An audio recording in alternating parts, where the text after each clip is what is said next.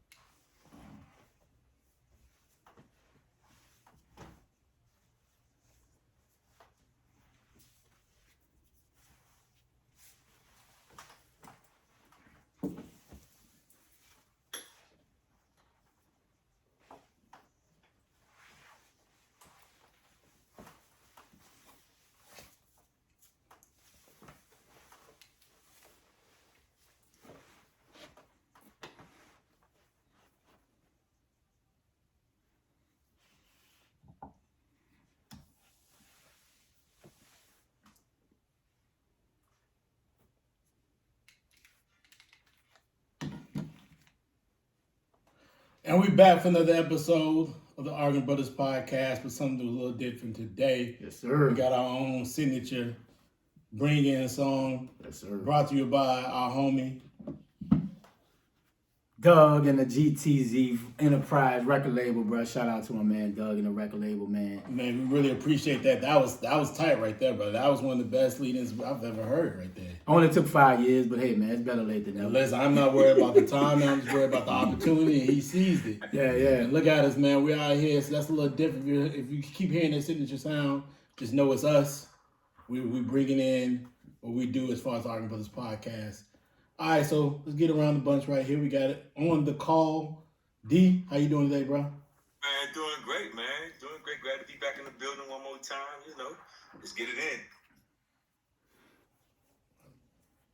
Key, what's going on, dog? Oh, back to be back in the building was all week, and it's Mardi Gras season. I'm hyped right now. My favorite event of the year. Yeah, it's a good look. What's so special about Mardi Gras that you like, man? What's the Bro, first thing just that comes the to your culture of New Orleans, just the history of the city, just your family, people from out of town, just showing how we get down. And, just like they say, let the good time roll. Yeah, it's crazy that y'all do that every year. That's an ability. That's an ability that is unknown. How you bounce back from year to year. Going through that season, man. It's a lot. It's a lot going. A lot of pageantry stuff. Yeah. A lot of parades. A lot of standing. Yeah. A lot of walking. A lot Get your workout in. Yeah, a lot of drinking. A lot of smoking. If that's what you do. It could be a lot, bro. Yeah, I think Mardi Gras just bring out like the true New Orleans culture. Like it's just free. You can be who you are, do what you want to do. And it's no party, no event like it, bro. Honestly, like it's just growing up. You walk 12,000 miles and you ain't even thinking nothing of it. My friends, this is crazy, but my friends from Mobile don't like when y'all guys trying to make it seem like it's just New Orleans culture. They feel like it's, since they're the oldest and the original, they feel like it's their culture. I mean, you know what I mean? That y'all are just kind of like, I get it, but they can't do it like us. I don't know, man. I'm just being honest with you. I'm telling you, I just had a conversation with somebody about that earlier. They were like, yeah, I'm asking them where they going to Mardi Gras. They're like, yeah. I said, yeah, you going to New Orleans? Like, nah, man. I'm going my home, Mobile, the first one, the original. But you know what I mean? Just putting that on the atmosphere. You know, my man say it's levels to this, bro. You might have started, but we took that to a whole nother level. Okay, I just tell you how they feel. They feel like, hey, man, listen, stop trying to make it about New Orleans. Yeah, I guess, bro. The world make it about New Orleans. I think, do they have it in St. Augustine too, right? Yeah, St. Augustine. Yeah, Florida.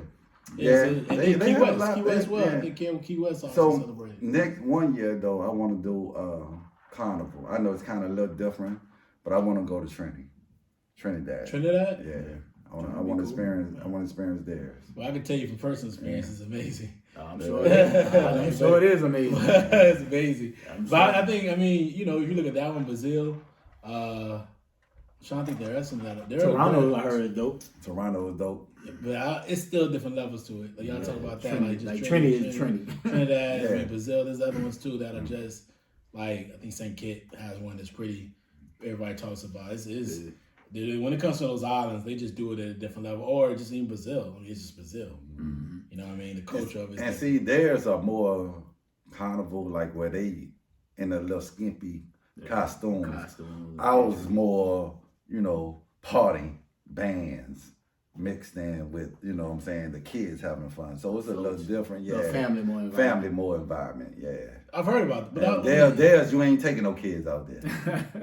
Yes, you shouldn't. Yeah.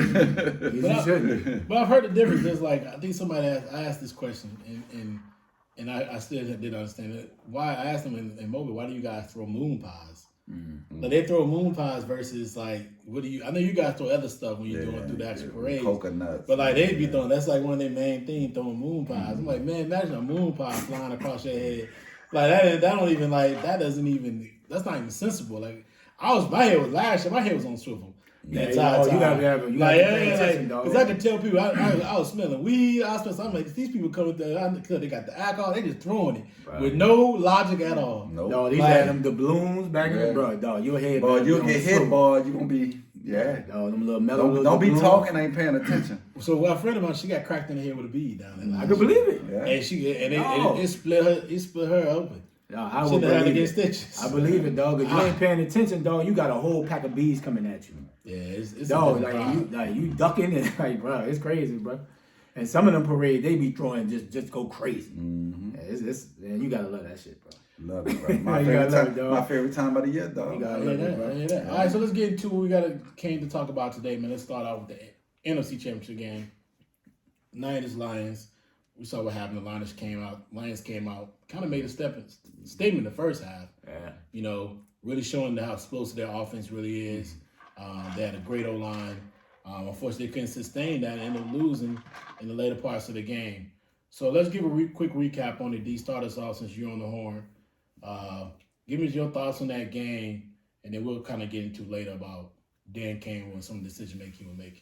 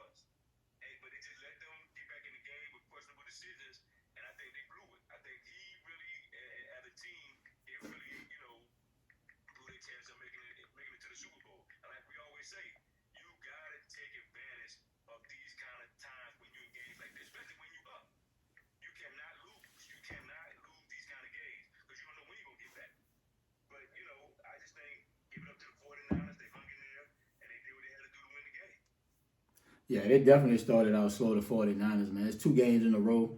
I get the divisional game, because you had a week off, couple weeks, and, you kind of, getting your footing. But Detroit took it to him, running game. And I'm gonna tell you, Dave, bro, that boy Gibbs is explosive, dog.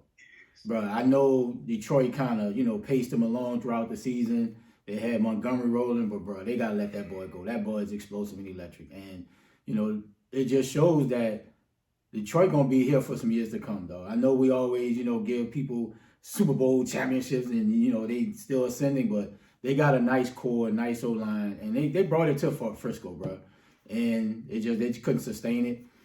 But yeah, some questionable calls from a coaching standpoint. Like I said, we'll talk about that later. But Detroit just couldn't maintain it, bro. But they got away from it a little bit with the running game, I think, in the second half.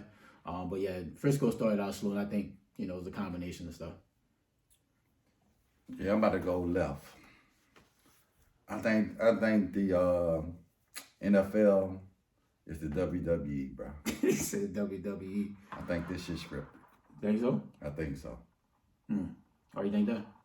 Because I think they want who they want to be in the Super Bowl. And what you was doing the whole first half, you'll go away from doing the second half. You was killing them running the football. Then all of a sudden you start running the football. I don't understand, like, you up by 2 scores. What coach don't kick a field goal and go about 3 scores? It ain't a regular season game. It is the playoffs. You know what I'm saying? And I always have been told, bro, like from the older, like, bro, that stuff fake, bro. Like my man, what's the NBA referee? He tried to warn us, dog. Oh, Donnie. They locked him up. He was talking about that Kings-Laker game. And I'm a Laker fan. I wasn't mad at it. But I feel like they ain't want 2 black cities in Vegas, bro. Hate to say it, bro. Think so? They ain't want Baltimore and they ain't want Detroit and Vegas. And the referees play a huge part. You can't affect the whole game, but you can get but come on, bro. Like, you was dominating that first half. You was running the football, play action pass, doing whatever you want. Then to come out in the second half and just like switch your game plan up like you losing. Like throwing the passes, not even running the football. Like, 49ers couldn't stop the run. Yeah. So it got me questioning, bro. Is this shit real, bro? Real talk. I don't know if I question where it is real, but when we talk about just the thoughts and the recap of the game, it was a tale of 2 different halves. One team kind of stuck with their game plan, utilized the quarterback to run the ball when they had third down, big downs. And the other team also showed themselves when it comes to the Lions. They've been having defensive problems all season. So it's not like the 49ers were a poor offensive team. It's just the fact that we thought that the Detroit Lions offensively was probably their strength versus the San Francisco defense.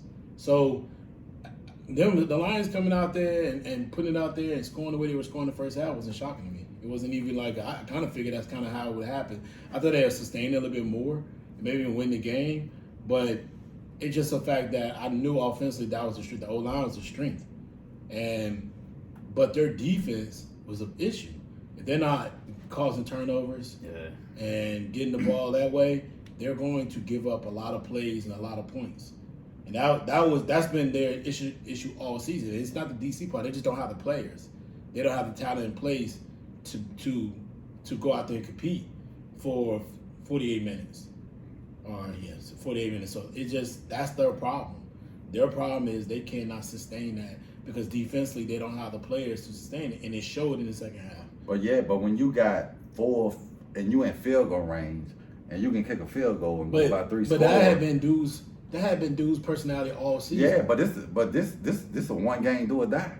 This ain't the regular season. This ain't no. If you have an issue with him, then why you have an issue with Reynolds for dropping that ball? Because the ball hit him in the hand. But true. It was 4th and 2. No. It's 4th and 2. He'll get paid to catch the ball. Why are you trying to body catch when the ball hits you right in the head? It didn't hit him in the hands. It hit him in the wrist. But I get it. You kick the field goal, bruh. In case you might get it. You take the short. That has been his MO all season. Yeah, I get that in the regular season, but this do it. He didn't know. He did it in the playoffs. This Detroit saying, he did it in the playoffs. But I get that. But this, like, we ain't been to the Super Bowl Ever. But we got a chance to go by 3 scores. But he had did that all. Yeah, but that's not smart. Don't make it right. 3 points is only 3 points. But it's not like 3 points solved the game. No, you was up. You still up by 3 scores. You kicked that field goal. You by 3 scores. At the end of the day, he still had. They lost by 3. Yes. It would have been a tie. But at the end of the day, he went for it twice. He went for it twice. No, he went for it twice. He went for 4th down and 2. Twice. No. The first time they got a penalty, he No. The first time they got a penalty, I'm talking about in the second half. No, the first half. The first time he could have put them away. That's what he should have went for too. In the second half, he could have kicked 2 field goals. And at the end of the game, in the first half, in the first half, he had the ball down there at like the 1 or 2 or 3 yard line. And he didn't go for it. He should have went for the 4th down there. He kicked the field goal. All right, so that makes no sense. It makes no sense. That's what I'm trying to tell you. So he looked at that. With them coming back, he had to stay more aggressive. But you up by 2 scores already. But why Riddle can't catch the ball? It's third down and 8. The ball hit him in the chest. That's it. Did it hit him in the chest? Just then the ball, he was by himself, and the ball hit him in the chest. Okay, but kick the field goal. Kick the field goal. They went for it. But Donovan, didn't he go for? Didn't he go for it twice on 4th down? He could have kicked the field goal. Yes, that's 6 points. I ain't mad at dude. I'm mad at it. That's why they asked at home. I ain't mad at dude. I'm mad at it. Dude, that's been his MO. My thing is when it was at the one time it was like 24. It was 21-7, and he was down at the goal line, and I think they either got a penalty, something happened. They either got a penalty, they got stopped, and they didn't go for it. They kicked the field goal. And it was 24-7 going to half. I think he should have went for it. I think he'd have went for it and scored. He'd have put San Francisco out their misery. Yeah, but they would have known right then and there. You'd have put him out their misery. Put him out their misery. You'd have put him out their misery. Getting 6 points. Ain't no wrong being aggressive. All these damn nerds with this analytical shit. Ain't never fucking played a damn football. Man, fuck that analytic stuff. Yeah. He looked at his team. He looked at his defense. He knows his defense. That's why you kick the field goal. No, you can't sustain. The defense can't do nothing. No, the way Purdy kept running the ball. What middle line? It was a middle linebacker sitting in spine. James still didn't get there. James, you cut me off. But if you up by 3, yes, you're talking. No, I'm not, because it ain't your time. It is mine, so it ain't no cutting off. I actually allowed you to speak, and then I went back and took it back. Then I allowed you to speak again. But we having dialogue. No, the dialogue is that we both speaking. So all I'm right, not cutting you off. But when I'm talking, no, don't say that. We haven't dialogue. Don't say that. Just say, hey, just keep talking. No, but I'm saying, but you still gotta let me explain. No, I let you speak. No, you're not. I did. Okay, listen. I'm saying, if you up 3 scores, that's 3 scores. You got to score 3 times to beat me. So not 2 times. You got to. 3 points push it to 3 scores. No, it doesn't. Yes, it does. There was up.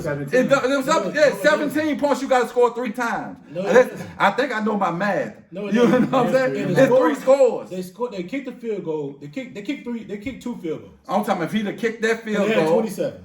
Yeah, and they'd have kicked that goals. Right. I'm saying if he'd have kicked the one, they didn't get the 4th down. You up by 3 scores. But that's at that point of the game. That still got shit to do with the end of the game. But no, that's got to do with the game. That's at that point of the game. But I'm saying you're trying to win a game that you never went to a Super Bowl. You kick the field goal. I don't care about the nigga drop the pass. You should care about it, but it might not even get to that. You can have a sack. I'm saying we don't know that. Yeah, he should have caught it, but that's why you kick the field goal. That's why you kick the field goal. You take the short point. It's 4th and 2. That man looked at it and said, "Listen, my offense is my strength. We've been balling all game. I'm gonna put the hand and I'm gonna put my hand. I'm gonna put the ball." Smart. Was that early on in the game? No, second half. It was 4th and 2. It was 4th and 2. It wasn't smart. And he was like, "Yo, my offense this is my strength. I'm gonna go out here and let Jared Goff do his thing." It wasn't smart. He threw the ball in Reynolds' hands. That one, yeah. And the ball in him. The other one hit him in the chest. But that one, I think the score was 24-10. Yes. I can see now you go up 17 because now you get some points. Are not exactly. Hindsight 2020, Reynolds catch the ball. We probably wouldn't even have this discussion. But I get it. He went for it all year. But like you said, it's time and place. If you got a chance to go up 17, you go up 17. It makes sense to go up 17. I get it. Like he went for the dagger. For me, I don't think he did look for it. I think he looked at it like in the first half. I should have went for the dagger. Probably. I had the ball at the goal line. I should went for the dagger and put these boys away. Yeah. It was a little ridiculous play calling when they got down there. But I think he looked at it like I should have went for the dagger right then and put them away. And he could have been up he could have been a 28-7 going into the half. Yeah. Which would have really put stress on San Francisco to have to throw every down. They couldn't stick with their game plan. But you got to get San Francisco. They kept running the ball, too. They still giving the ball to CMC. Yeah. They kept running the ball. They kept giving the ball to their playmakers. So they put pressure on their defense. But I can't just sit here and say, I mean, whether they won the game or not, whether they could have won it, could not won it, I still feel like he thought about, that's my strength.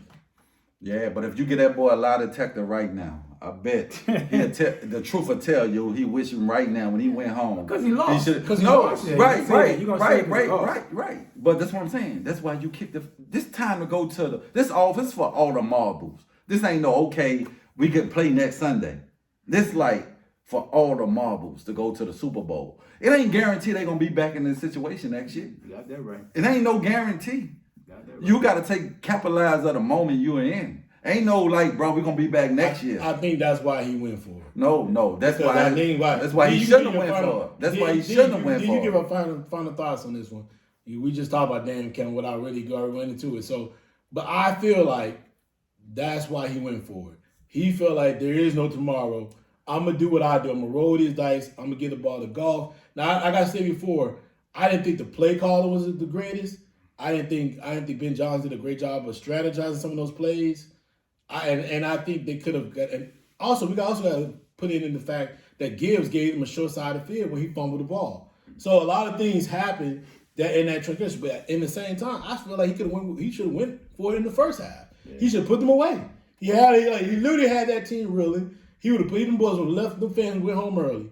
So it's just one of those things where it happens, but I ain't gonna sit here and complain about the dude going. That's been his thing all season. Yeah. That dude been faking punts, doing everything to get his team ready. But you got home sometime. Yeah, but you got another day to fight when you're in the regular season. You go ahead and give your final thoughts on this. I just think I do agree with you, James, that he probably should have went for the touchdown when he was on the 1 yard line, and the play caller was kind of questionable because what people fail to forget is he had the offense out there. He had the offense on the field about to go for it on 4th down, and then he changed his mind.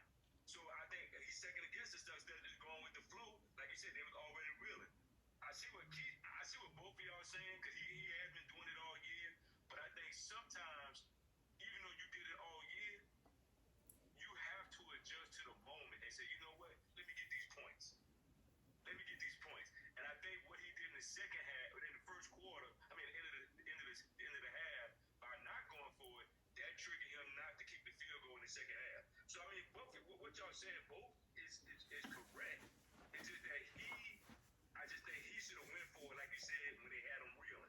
When you could have been up 20-7, the game probably would have been over. Probably. No, he had the chance to put his foot on their neck. That's where I feel like he looked at it and said, because they came back out, I think they came out in the second half and scored. And I think in his mind, he looked at it like, I should have put my foot in their neck right then and there. I think so when they had a chance, I think it was the 3rd down.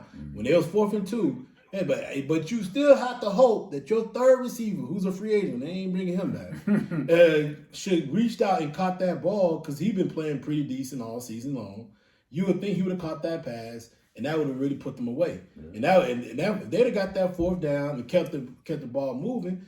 No, San Francisco in trouble. Yeah. I think the fumble was more problematic to them than actually even some of the other stuff because the fumble gave him a short side of the field. It gave San Francisco the opportunity to score quick. Yeah.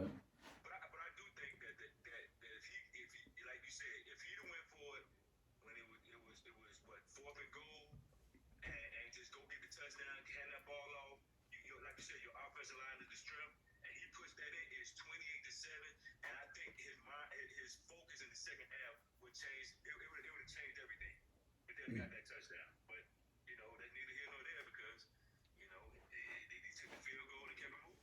Well, listen, man, dude, for the most part, he did a major turnaround.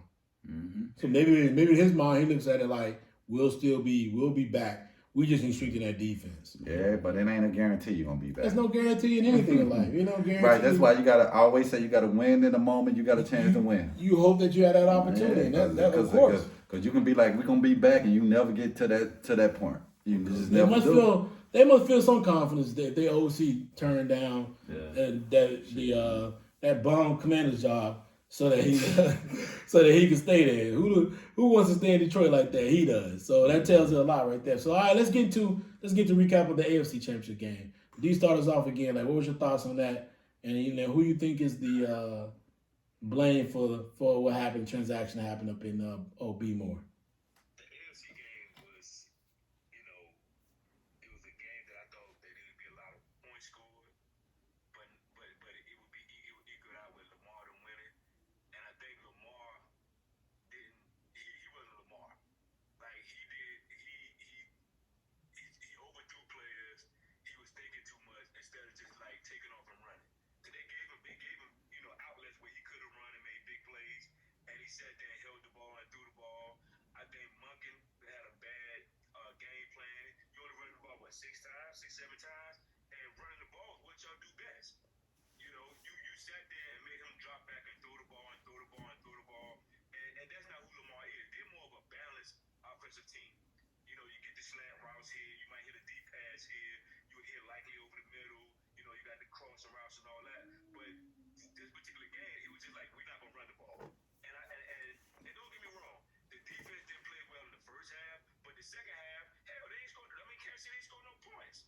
And I think, from their side, they figure like, hell, if we can hold them on defense, we ain't gotta put no pressure. We just run the ball, play it safe, because we know our defense. Is going to step up for us. But I think the biggest play of the game was they fumble the ball.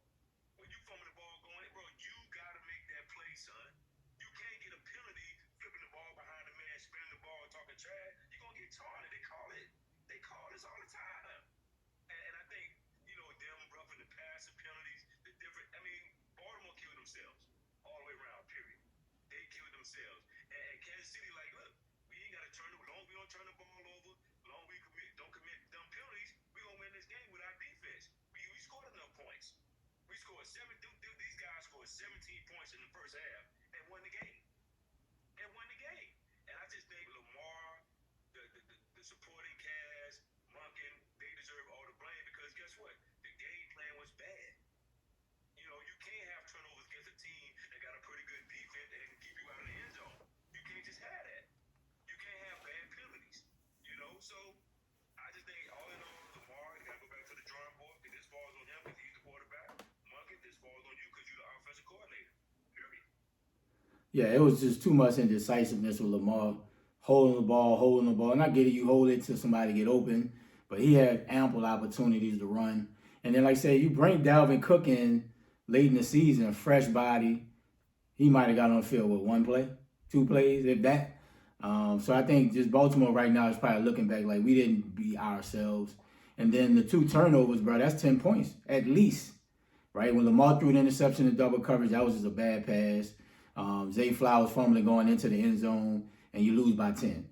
Defensively, I don't know what they were doing in the first half checking Kelce, bro. Like, they ain't put a hand on Kelce. They wasn't trying to jam him at the line. So Kelce pretty much won the game for KC in the first half. But yeah, Munkin was horrible.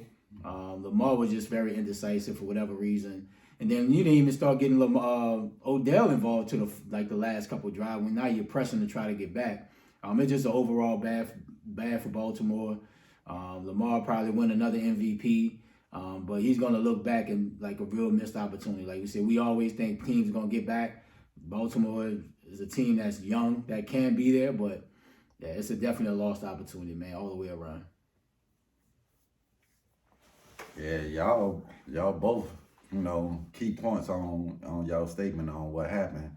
It was just like an overall fail about the whole game plan. The quarterback played bad, overthrowing receivers. Like you said, Ray, a couple of times he could have took off. He didn't take off. He looking down the field. And the thing to beat KC defense, Buffalo showed that. Short passes, you're running back. Because they're coming, the pass rushes, and they are not letting nothing really get deep unless you got to throw a perfect deep ball to beat them. Because they corners and safeties are like that. Mm-hmm. They've been like that all year. So people had success on them is the short passes, flanking the running back out. That's what Buffalo had a great game plan about them. How they was moving the ball. It was a missed opportunity, And Lamar still is looking for that signature win in the playoff, that signature moment. He still ain't got it yet, like you said. And I thought Baltimore would win the game, but like Ray said, you cannot turn the ball over against a championship team. Yep. They're going to make you pay, and they're not going to beat themselves. You're going to have to go out there and take it. They're not going to turn the ball over when the time. They receiver was catching all the passes this game. All year they were dropping everything. For this game, you know what I'm saying? They was catching everything. Nobody. They probably had one or two. I don't think they had a drop pass. You know, so definitely, you know, there was your golden opportunity to go to the Super Bowl. There was a down year for Kansas City, and they still back in the Super Bowl. You know what I'm saying? Their offense hadn't been really good all year. Their defense carried them. So, like Ray said, if you couldn't get there this year, just imagine next year when everybody retooled, everybody healthy, you trying to get back to the Super Bowl. So it's gonna be a long all season for Baltimore. And like I ain't understand the game plan too, the offensive coordinator, like Donovan said earlier. It was one play, it was 3rd and 1. Why are you running the football? You know, Lamar dropped back by 6 yards trying to pass the ball. Even if you run it, you get stopped, you go for it on 4th down with another run play if you get a half a yard. So, and I think the receiver gonna be good. You know, I thought they was pressing a lot being in that situation. They was out of character getting penalties, like you said. Like emotional wise, you gotta be in tune. You catch the ball, look, get up, get a ball to the ref and keep it going. And that fumble, that changed everything. Mm-hmm. And sometimes I don't understand. I see if it's 4th and 1. Let me say if it's 4th down, you gotta reach the ball out to go in the end zone. Yeah, then do that. But if you already got the 1st down, just run through the tackle and go for it the next play. Let the running back run it in. So those are teachable moments, but man, it was a lost opportunity from Baltimore, man. I know a lot of people in Baltimore were sick, just knew they was going to the Super Bowl this year. So, yeah. Tom City was popping. Yeah, so, hey, missed opportunity, bro, and KC back in the Super Bowl. Man. Yeah, I mean, I think everybody's already stated that. I didn't understand why they abandoned the run so quickly, right? Like, I felt like abandoning the run being that is you're the number 1 rushing offense in the NFL, especially this past season, was kind of a very odd reaction to what was Kansas City doing to you.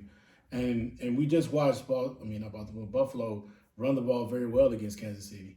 Even though they lost that playoff game, it still was a good plan to get the ball into Cook's hands and also use Josh Allen in the short passing game as well. We just discussed that, allowed them to keep moving the football.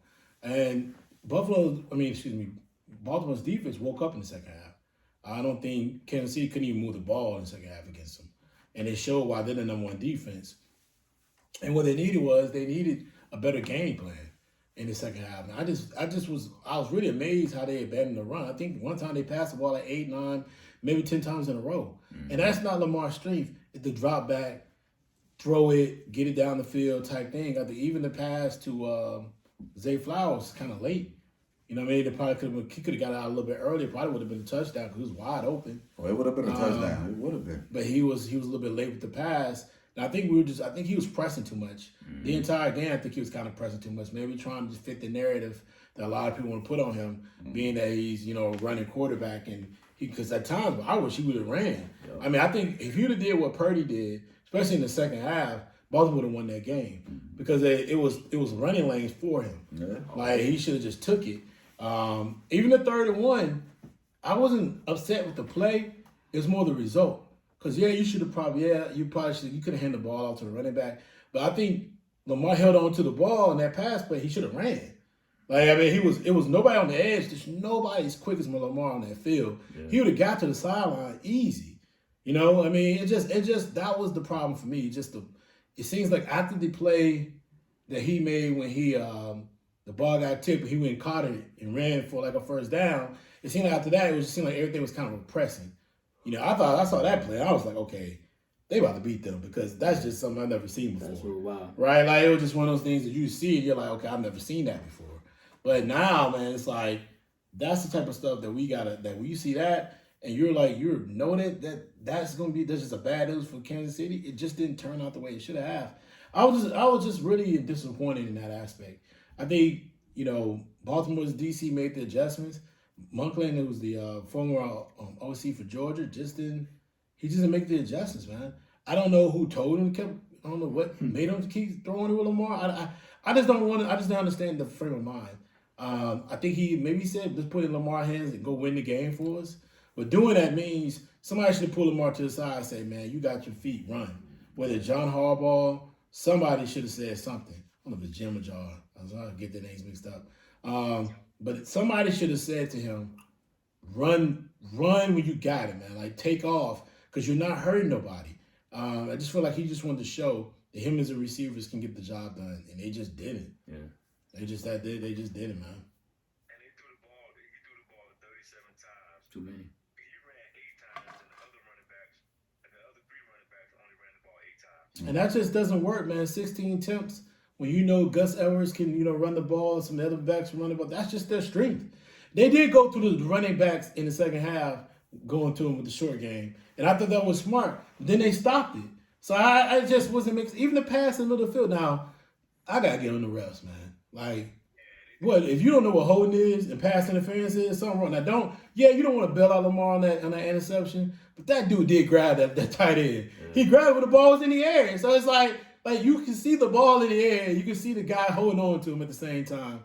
It's the same thing with the when they had the ball down the end zone. And he had 80 on the out route, and the dude grabbed him, and they didn't call it. They just sitting there. That was a hold. You gotta call these calls. You gotta call these calls. If you see the play, you gotta throw the flag. You just can't be like, man, well, it didn't stop the play from happening. No, you gotta call that. It's just those are the things. If they're getting these personal penalties, I think a lot of those personal foul penalties came from the frustration of seeing plays like that not being called over and over and over again. I don't think you can do that, but at the same time, I understand why they had an issue with it. But at the end of the day, you got to give Kansas City their props. They went to Baltimore, and they took their crab cakes. I mean, like just how it works. It's just exactly what they did to them, man, and you got to give them their props for that. That is something you got to give them props 100%, because they did what they had to do. So moving forward, man, Baltimore got to get back to the drawing board. Yeah. All right, man. Let's get to the coaching hires. Let's talk about it. D, man. So I heard the Commanders settled for Dan Quinn, bro. We got your text. How you feel about it? Give us your thoughts on that. That was a surprise to me when Ben Johnson turned it down. I was like, okay, they're gonna go and find another young head coach. Probably hire me enemy. But when it came back around, I said Dan Quinn. I was like, huh? What? Like Dan Quinn? Like he was on the list? I didn't even think he was on the list. I thought he wanted to stay in Dallas another year, go out to Seattle.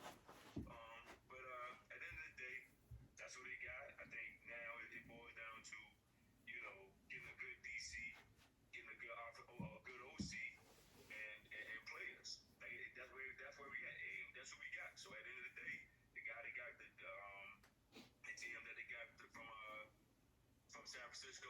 I mean, he's been around a championship team. He's been around John Lynch and brought in good players to San Francisco to get them back on track. So hopefully he can do the same for us. When you're the guy, it's a whole different situation when you're the guy and you got to pick these players. You know what I'm saying? And you got to bring in people who scouts who understand what you need for your team. And when you don't have good scouts and when you don't have a good GM, you see what happens. So at the end of the day, Dan Quinn is what we got. They got to bring in the right kind of people to bring it in. I mean, what else are we gonna do? At the end of the day, we got what we got. So let's see if we can make it work. Yeah, y'all definitely settled with that one. Dan Quinn ain't do nothing when he was the head coach before. I don't see him doing nothing now. There's too many young, brilliant coaches now, man. And these coaches are getting younger and younger, like 35 years old, 36 years old. And I think I'd rather take a chance on a young coach that can continue to grow and bring in some experienced staff around him. But Dan Quinn is not it. But, some of the hires, I like the Harbaugh going to the Chargers. I just think that's the missing piece, what they was missing, just discipline. A coach that, pay attention to detail, know the X's and O's, hold players accountable. So I like what the Chargers did. Hopefully, Raheem Morris gets get his act together. It's his second time being a head coach. So we'll see what he do in Atlanta. It's some nice young coaches. The OC that was at Tampa now going to the Carolina Panthers. So a lot of these young kids, man, 35, 36 years old, getting a great shot to run organizations, man. I love it. So those are my, I think the Charger hire is probably the best one. Yeah, I was shocked by the commander hire. He gonna have to, at this point, you got him now, but the thing is now I'm trying to find a great OC because y'all got talent on offense. Mm-hmm. And, Dan Quinn can be a good defensive coach. You know what I'm saying? You're going to make the decision or whatever. But the key to making it work is who y'all get for at the OC. You know what I'm saying? Y'all got good receivers.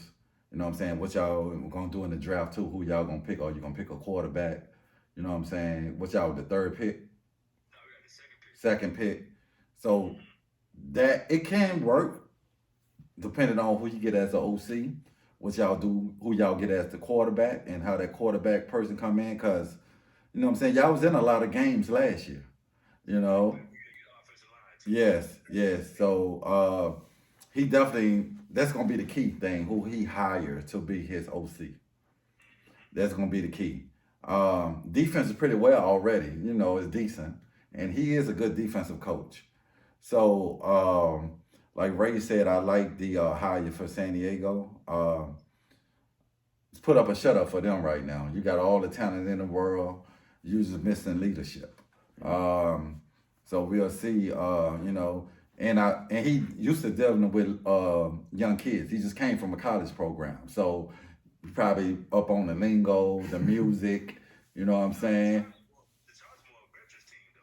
Well, I'm just saying your quarterback young, you got some, you know what I'm saying? Even though they older, but they, you know what I'm saying, you've been around like more black kids that what's going on in the music world or just, you know what I'm saying, that aspect of him being a little younger, being more hip to what's going on, that you can relate to your players more, like Ray was saying, more times now the younger coaches are getting these opportunities the old school coaching might be out where you can't reach your players like a Belichick, and that's probably why he don't have a job right now. Mm-hmm. So an Atlanta hire, should be a good hire too. The same thing. It's all about for them too. They OC, who they gonna get to come in and try to get their tight end involved because he's been missing in action the last year or two. But Donovan, y'all might not be too bad, bro. Just depends on what OC y'all get. Who out there y'all gonna get a brilliant mind who can create plays.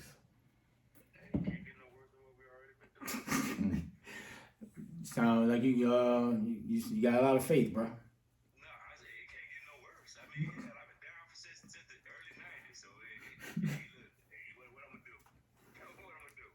Yeah, I mean, I tell you what though, it does cripple the Cowboys.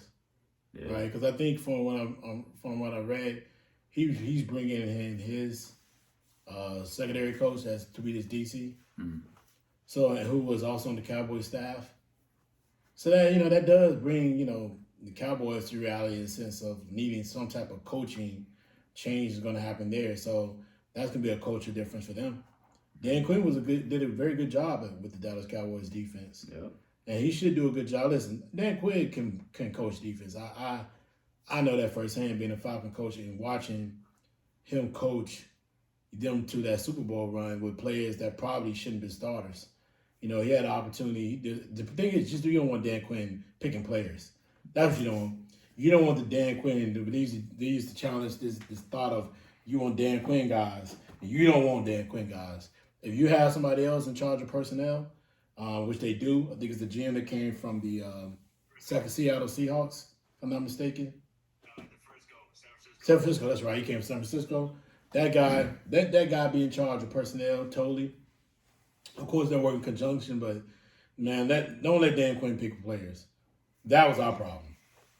He was also president of the football operations, and he worked with the GM, but they picked a lot of Dan Quinn guys, and a lot of them just didn't iron out. They're just really small, quick, fast, quick twitch guys, but they just didn't play well when it matters the most. It was some good hires. The Jim Harbaugh I'm not totally sure just yet. I mean, the thing about the whole LA Chargers is you're only just dealing with the culture when it comes to LA. I mean, you're dealing with, the Lakers who are the primary, the Dodgers, the Rams, what's the LA Knights. You're dealing with a lot of different teams in LA that are way more popular than the Chargers. Yeah. So I'm not sure if that is like, of course, everybody supports a winner, but I still don't feel like that fan base cares about that team that much. Yeah. So it's just like, what can he do he got to put his imprint on his team, and they could win, they could not. I'm not totally sure. He has a quirky way of doing things. I don't really think it matters if he, finds some type of relationship. He has to have a relationship with the players. I don't think it needs to be whether they're young or not, because they're professionals. So if you don't get with his program, he probably gonna cut you. But at the end of the day, I think it's a hire that's kind of remain to be seen, because that's a very strong division. I mean, you got a lot of star coaches in that division. Facts. Right? Including the Raiders, who, have the opportunity of bringing in maybe Eric Bieniemy as their OC to coach that team next season, as their offensive coordinator. So that's going to be interesting in that category. It was a lot of change. I think the Panthers hire is going to kind of remain to be seen. He's a young guy. Yeah. We would like to see what's going to happen with him. We just talked about Raheem Morris.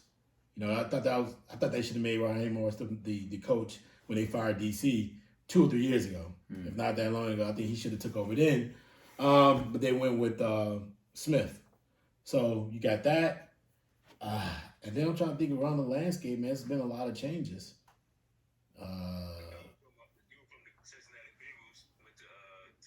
Tennessee. And that's going to be remain to be seen too, man, because they're going through a change.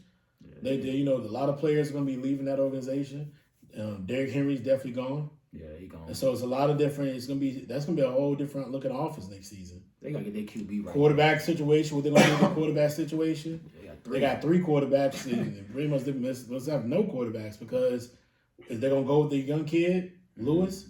Are they gonna go with Levis? Are they gonna go with back to the old veteran? Shit, they still got what, Malik Cunningham? Malik Willis. Willis, yeah. Yeah, he's still on the staff. I mean, on the roster. It's a lot of change, man. I don't really know what's going to happen. It's going to be a very interesting season next year, right? So then you got to think about the draft. What's going to happen when there's been some rumors that Caleb doesn't want to go to the Bears, right? But then he denied that rumor and said that he doesn't matter where he gets drafted at. It's a lot of changes happening. And that's going to be big. Wherever Caleb goes is going to change the structure of that draft. D Spring, did he fall to 2? Y'all take him? Yeah. Nah. And the only reason I say that is everybody who we've chosen that's from this area, it doesn't work. Yeah. It doesn't work, bro. It just everybody we chose, it doesn't work. But I do think we're gonna take a quarterback. I don't know which one. I don't want Drake May. I don't want Drake. Why do you want May? May to me, he's not. I don't think he's in that elite status. I mean, but what? Why you say that? Because May didn't play with any talented players. I mean, he played with talented players, but he didn't play with the type of talent at USC or at other universities. I just don't think, like, if you look at the beginning of his freshman season, well, with the year he played his sophomore year, he tailed off on the back end, and then this year he didn't have a great season this year. I mean, me personally, I'll take Caleb, but we know how that joint works when you draft somebody, a hometown kid, it don't work that well. I take a boy from LSU. From looking at the Senior Bowl, a lot of them dudes struggling. Yeah. A lot of them they not, but I mean that's just right here and now. But if Caleb there, we're gonna have to take him. But I think from a standpoint, I think we're gonna take the boy from LSU. I don't know, man. They said Spencer Rattler went 6 for 6 in the Senior Bowl. Why you want to take Spencer? Spencer gonna be a Listen, here's the thing about Spencer Rattler. He has the talent. It was always up here in the mental. Yeah. D, if you get the boy from LSU, bro, you winning, bro. He's gonna be special, dog. He shine. He's gonna be special. You won't lose if you get him, D. Spencer to me, like, is the middle. And if you're already mentally challenged before you get to the NFL, I don't want you. So what about you go with a Bo Nix in the second round? Nah, I don't want Bo Nix either. Well, you don't have no direction then. He want Daniels, bro. Tell him you want Daniels. D want Daniels. Goal line, number 2 pick, dog. Can't go wrong. Now they need a quarterback. They need a quarterback. I'll take a boy from Washington. They said Penix struggled too. I think his capabilities. He didn't play today. Because he's struggling in practice. Yeah, practice. Penance, they said been struggling. Yeah, but I mean, he can throw the ball.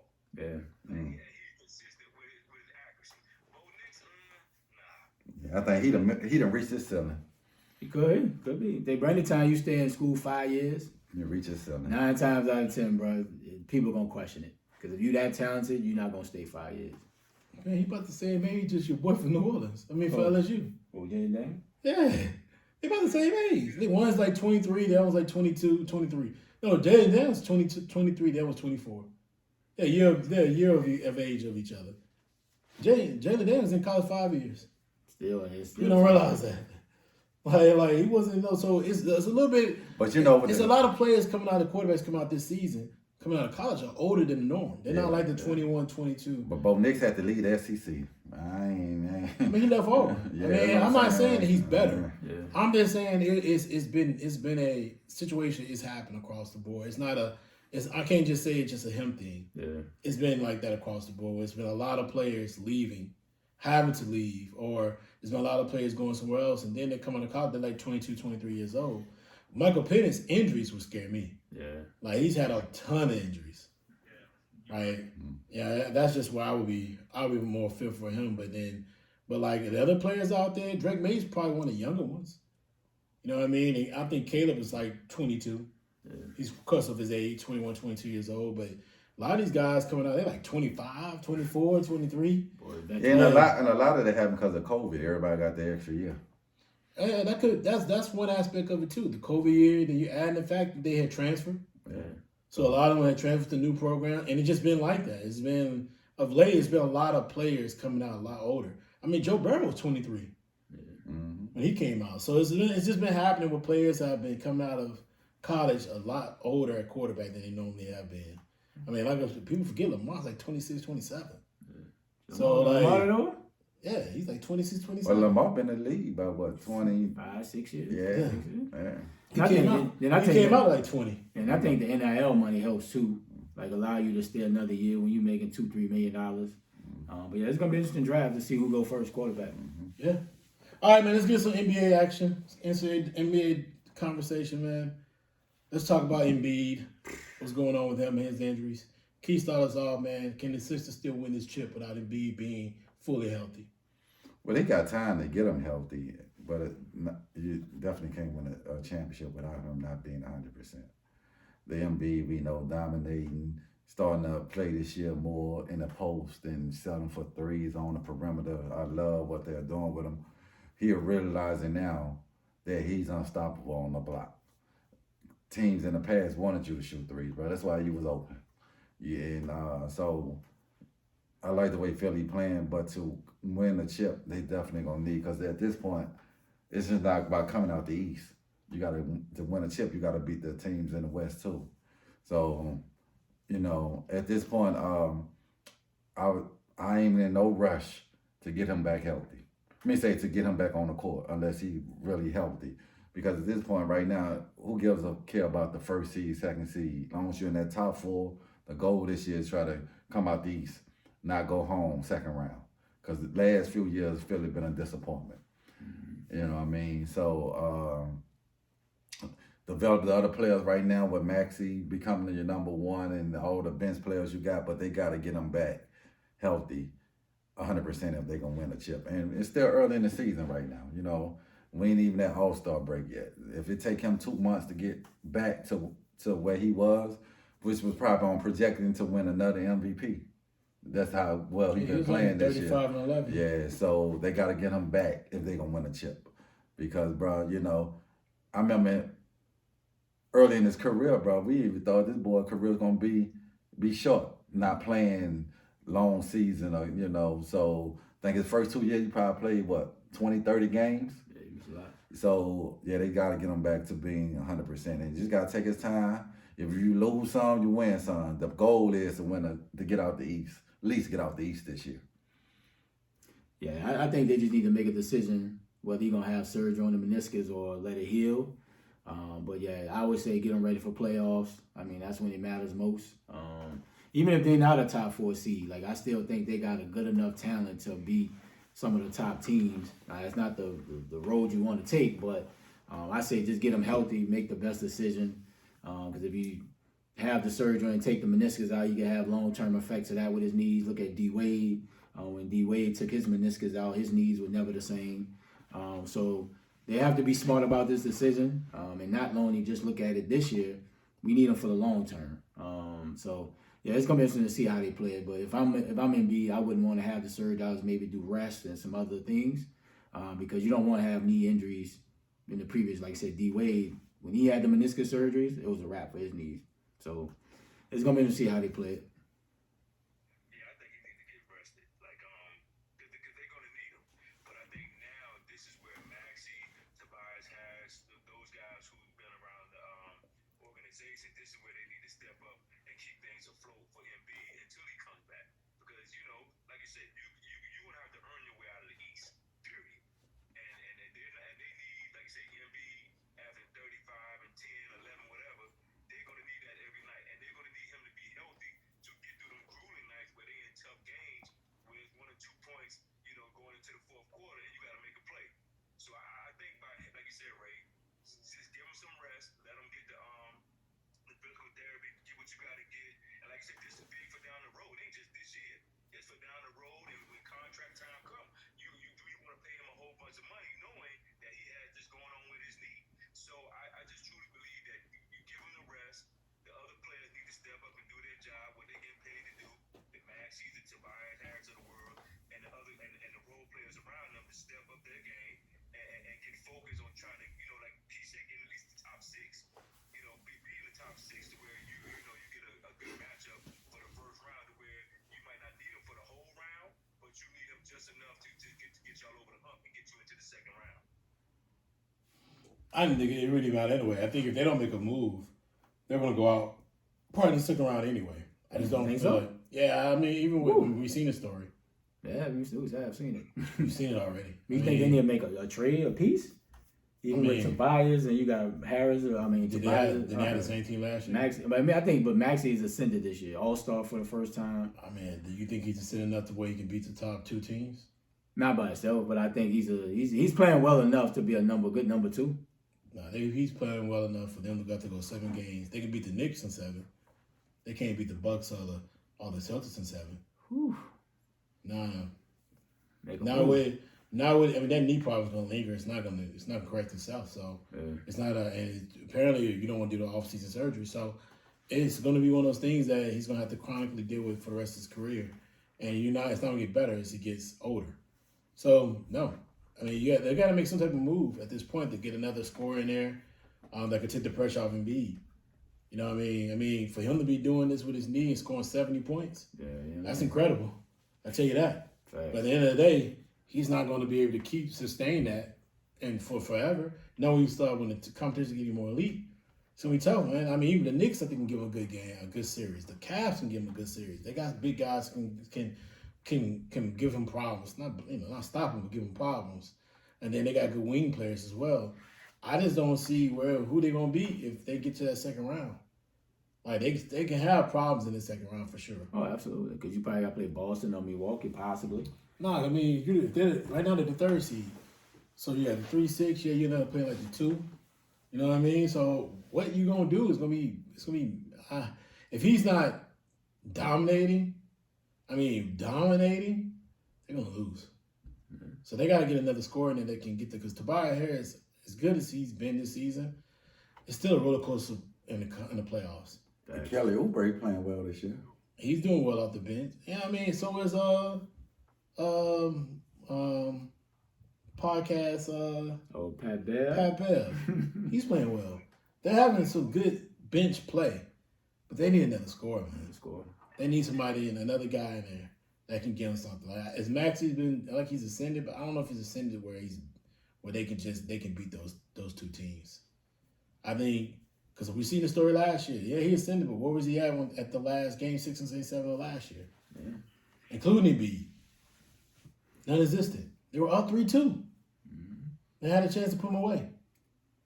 I just don't see it, man. I hope I hope that they do finally get that next level. But I don't see it. It's just one of those things I'm just not seeing where it's happening. So we'll move on from that. You a believer, bro? Nah. Let's get to the All-Star selection. What did you guys find that you enjoyed? What player did you like seeing that's been selected this season? Key, start us off, and then give us your snub on who you think should have been part of the All-Star team. But to me, and you know, I just to be this player should make it at this point, man. It's about the fans, and then more like it's gonna be players who. Now it was one person who made their first All-Star team. Who was it? Maxie. I like to see that. Yeah, Maxie made it for the first time. So did the kid from Orlando. Yeah. Who? What's the boy from Duke? Yeah, he made it. Yeah. So you know he balling too. So at the end of the day, it's gonna be people that don't make it because you're gonna get your vets who everybody know their name. The player, the fans just go, and they have been balling this year. You know, like the vets that deserve it. But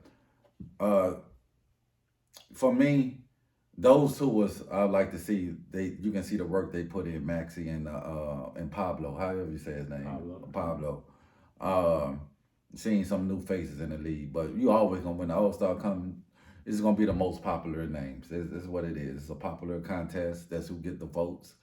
But it's good to see new fresh blood like Maxie and Pablo in it. Anybody new fresh for made it on the West? I think I don't think it's Booker's first one. No, it's not his first one. But I think it was a shock that he made it. Not a shock that he made, but I think that it was a shock that the kid from Sacramento didn't make it.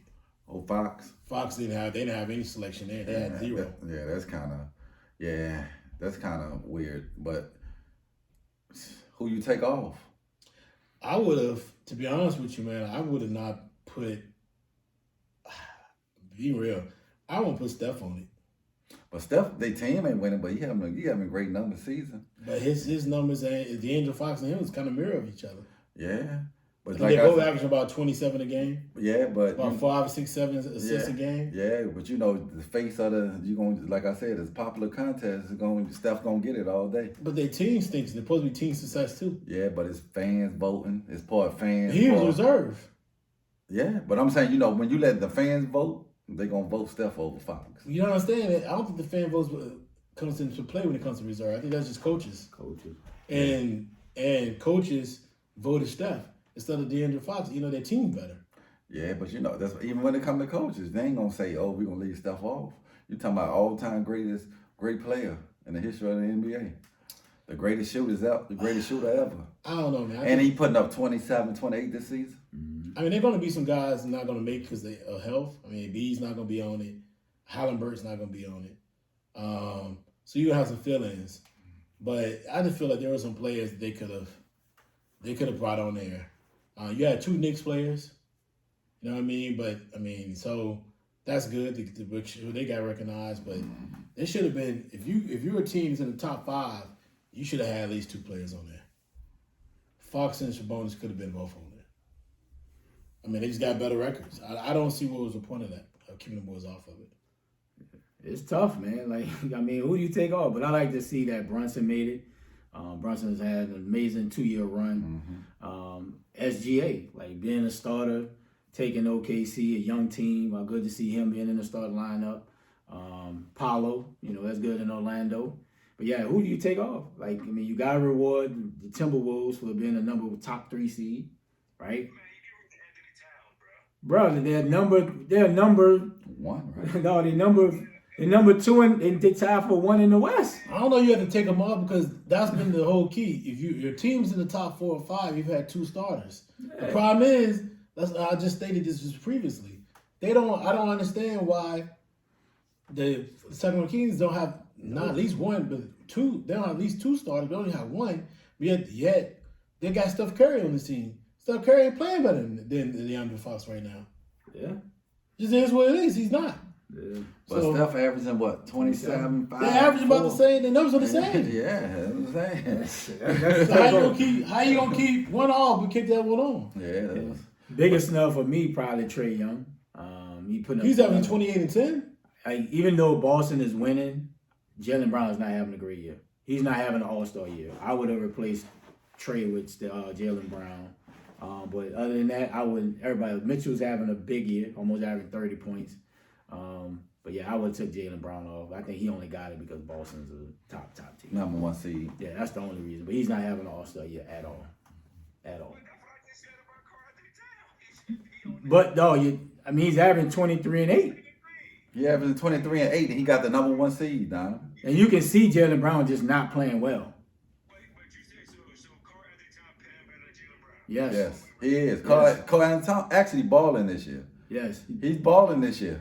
Dude dropped 62 yeah. a week ago. A week ago, yeah, 62. And nobody expect nothing out of Minnesota. They always a team got the talent but never put it on. And they're tied for the number 1 seed with OKC. So it's tough, bro. Unless you expand the rosters, it's tough. Every year you're gonna have 1 or 2 cats that don't make it. I mean, Trey Young's going to make it anyway, because like I said, just off Randall out, right? Not just Randall, but it's other players. I mean, Hunenberg's going to be out, so you got to replace a guard with a guard. So Trey will be on there. Mm-hmm. But it's just I don't see how when you have a top 5 team, you don't at least have 1 starter here. Yeah, I get it.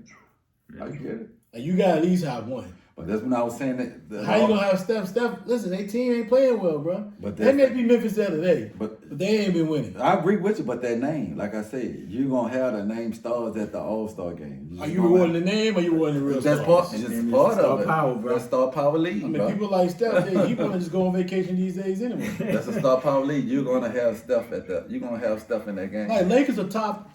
They're in the 9th seed. They got 2 players. Right, that's what I'm saying. You're gonna have the big name. Why you got 2 players and you're in the 9th seed? And AD balling. They just balling. ain't playing well. AD's playing. I will get that AD is balling this year, They and just ain't playing LeBron balling too this year. As far as their age, and you're not gonna tell LeBron stay home. Yeah. Why would you? If you're all right, so you're the Lakers, you're the 9th seed. Your team still stink though. I get it, but it's a So name. I asked, what we doing here? Are we rewarding the best players or not? Rewarding With the the best team is playing. The team's playing the best. You reward like I said, All-Star you have come to it. The most popular name's going to go to the All-Star. I just don't get The it. face, it is. It's been like that since the day of time. Like, because the fans get a percentage, right? 25. And then the coaches get a percentage. Media get a percentage. It's a popularity Yeah, contest. it's a popularity. That's what the All-Star game is, a popularity contest. That's all it is. It's just unless you expand the Yeah. rosters to at least 15, you somebody's always. Yeah, it's a popularity contest. We'll see how it all goes, man. But yeah, I just feel like it's gotta be a better situation than this. All right, man. So we're about to wrap this up. Yes, We're done for the day as far as the topics we have on the lineup. Any final thought, Key? Looking forward to the Super Bowl, man. Because I ain't gonna be here next week, and I wanted to, get my little thoughts. Give your thoughts on the Super Bowl really on the quick, Super- man. on Who the you think Super gonna Bowl. win? Man, it's gonna be a close one. But bruh, I can't go unless it's Joe Burrow. I ain't going against Patty. Only two quarterbacks done beat him since he been playing, and that's Joe Burrow and Tom Brady. So I just feel like dude gonna find another way to win this game. I feel the other quarterbacks feel pressure when they going against him, try to do too much, and I think Purdy gonna feel the pressure looking on the other side going against. And 49ers been kind of slow starting this whole playoff since they got in the playoff, and I think Patty and them gonna get it over. That's because I ain't gonna be here next week. What's your thoughts, man? Who you think gonna win? San Francisco's gonna put it off, though. I think they're gonna put it together. But yeah, it should be a good game. Yeah, I think it'll be a good game too. I do like the San Francisco 49ers went to a close one. Very close one. I really care less. I'm just there to watch Usher. Usher the fourth. So that's our final thoughts for the day, man. Ray, you want to get us out of here? We out here.